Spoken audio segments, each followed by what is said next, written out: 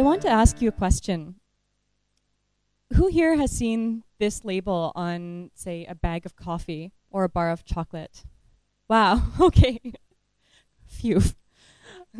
This is the Fair Trade label, and you can see it on products from coffee to chocolate to gold to soccer balls. And the Fair Trade labeling system, it's not perfect, but it helps give us confidence that when we buy these products, our money is going towards fair working conditions and fair pay for the people behind them. Now, I want you to think back to the last time you were clothes shopping and you're looking at t-shirts and jeans or fuzzy pajamas. When's the last time you saw a label like this inside clothes? Yeah, no hands. And that's because we don't have a fair trade labeling system in the garment industry. What we do have is this. And this is called a country of origin label. I'm going to call it an origin label today. And what I want to talk to you about today is how, in the absence of a third-party labeling system like fair trade, we rely on origin labels to make decisions about which clothes are ethically made and which ones are not.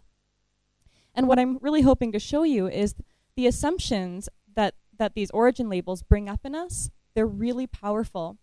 And they need to be replaced by a new assumption, just one, that quality product and equitable labor is possible anywhere. But we need to be willing to look for it, and we especially need to be willing to ask for it.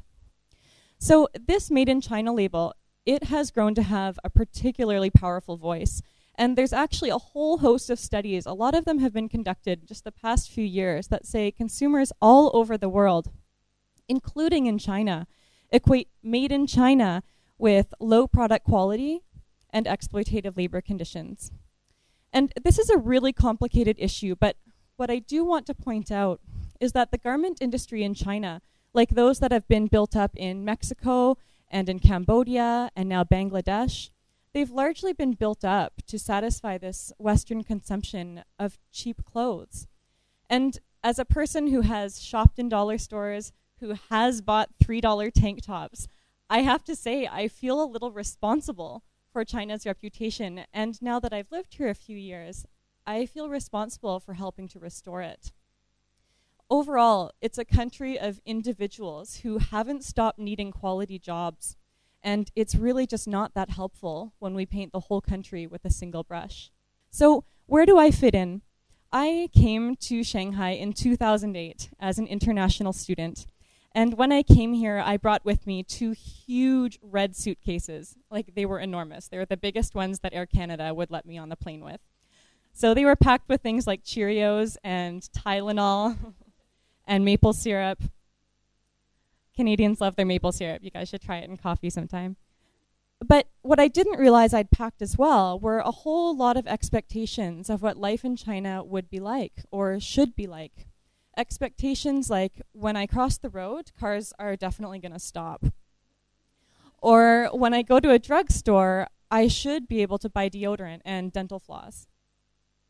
And little by little, I had to let these expectations go. I had to. I'm Canadian, but I'm living in China. I'm a guest here. And there was one assumption that felt really, really good to let go of, and that was the assumption that quality couldn't be found in China. In my first year here, I started to notice these bikes all over the place. I'm imagining that you've seen them too. These are the Shanghai-made Phoenix bicycles. And you'll see some of them, cruising around, and they'll have some, with people riding them. That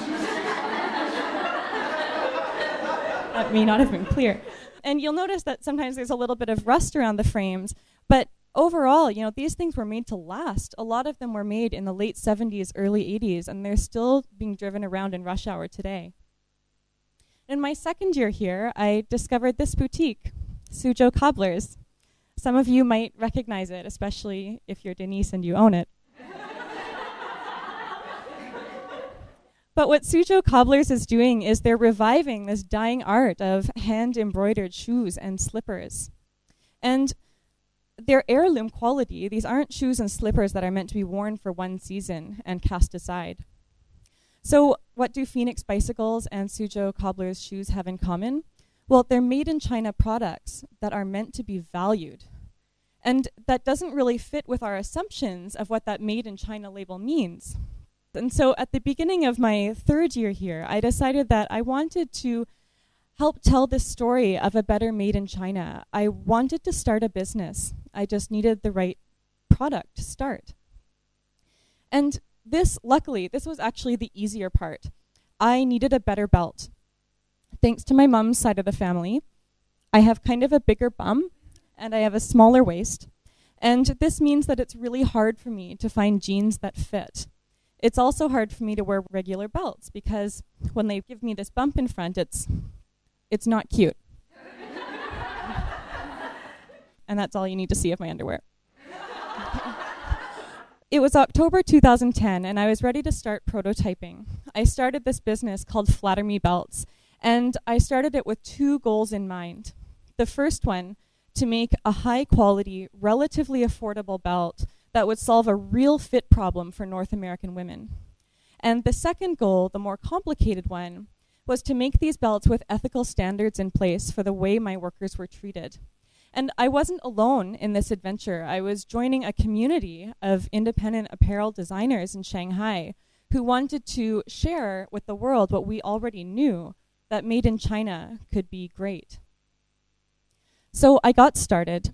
I hired 4 tailors, and I looked to the International Labor Organization, and I looked to Oxfam for help with figuring out what ethical standards I should be putting in place.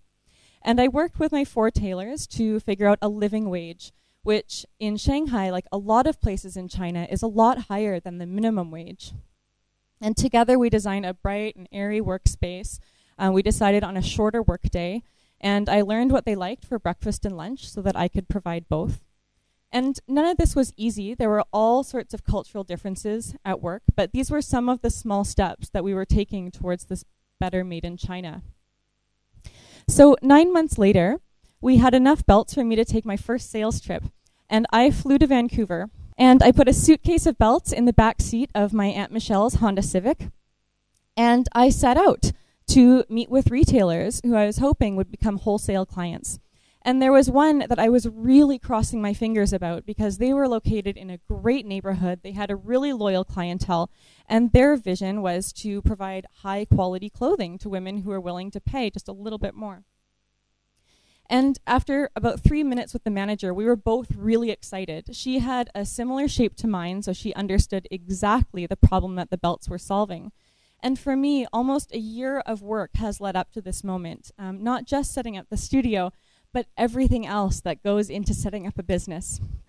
Everything is going great until she turns a belt over in its box and she sees this on the back.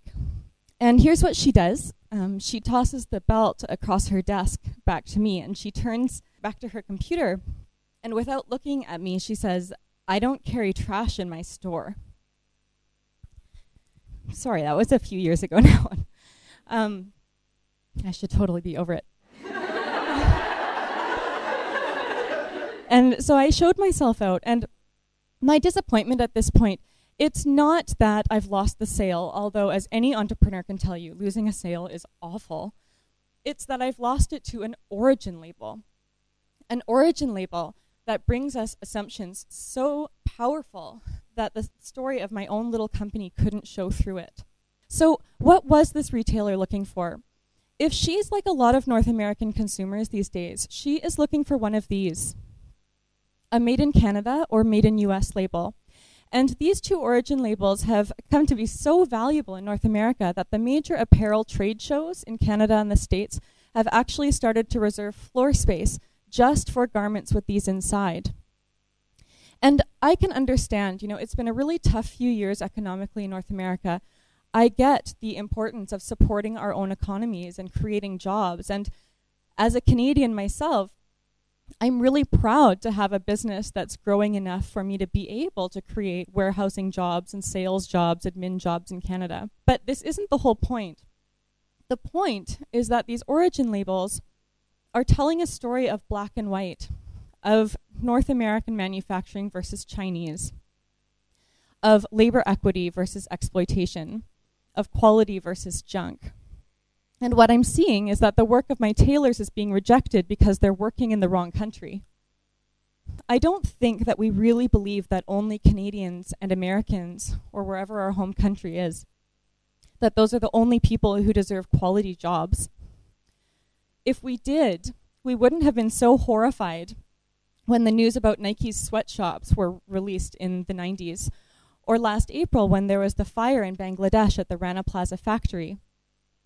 If we didn't care about quality jobs outside our own countries, there wouldn't be all these NGOs like this one popping up addressing labor equity worldwide. And there wouldn't be hashtags on Instagram like fair trade and ethically made. And the great news is there still is this movement of independent designers cropping up to meet this public demand for transparency and responsibility. After my first year of manufacturing in my own studio, I transferred manufacturing to a slightly larger studio that had the resources in place to help me scale. And they work with independent apparel designers from around the world who want high quality goods with high ethical standards to match. And I've seen that studio get busier and busier quarter by quarter. But right now, we're all faced with this really tough decision. And that decision is, do we keep manufacturing in China, in Shanghai, where we're going to have to try really hard to explain that we're doing things differently than that made in China label makes people think? Or do we transfer manufacturing home to Canada or the US and feed that idea that if you want equity and you want quality, you have to look west? So we really need your help in making this decision. I want you to take that horror that I'm guessing you felt last April at the Rana Plaza fires and apply it to looking beyond those origin labels. Summer is coming. It's definitely coming. And if you're anything like me, you're thinking about maybe buying a couple of new pieces for the warmer weather. Pick one, just one. It can be a pair of socks. And buy it from a company who wants to tell you the story behind it. And tell that story to your friends and realize that you really do. You have the power to ask companies who is making their clothes. And I want to add that a lot of times it's cheaper to have a few pieces of quality clothes than a lot of one-off items. So consider investing a little bit more so that manufacturers like me can pay our workers a living wage. Because I tell you, when we stop asking where our clothes are made and start asking who made them, and if they were paid a living wage, and if they have chances for upward mobility at work, that is when an international labeling system for the garment industry is going to become a priority. And it's not a perfect, no labeling system is perfect, but it is a start. Because what the industry needs to see is that there are some non-negotiables and that people matter no matter what country they're working in.